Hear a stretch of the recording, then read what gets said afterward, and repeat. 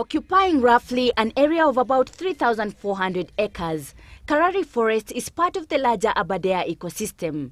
In the early 80s, it was considered as a prestigious forest which did not last that long.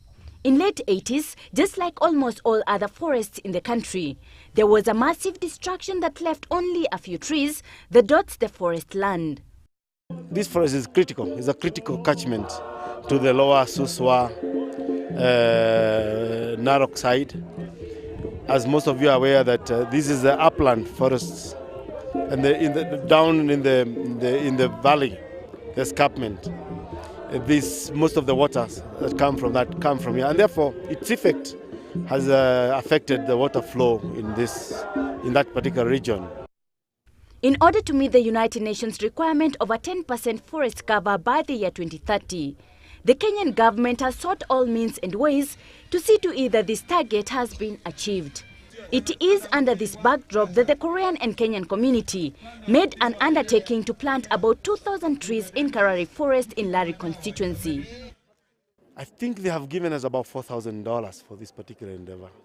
At the moment, the forest cover rate is very low compared to your target. But as time goes on, this forest cover will increase. And then what is the more important thing is that government and the local community and all stakeholders should be involved in this project. According to the Korean ambassador to Kenya, 50 years ago, Korea's forests suffered the same fate as its Kenyan counterpart. However, it surpassed all this to become the world's rare exemplary country in tree planting.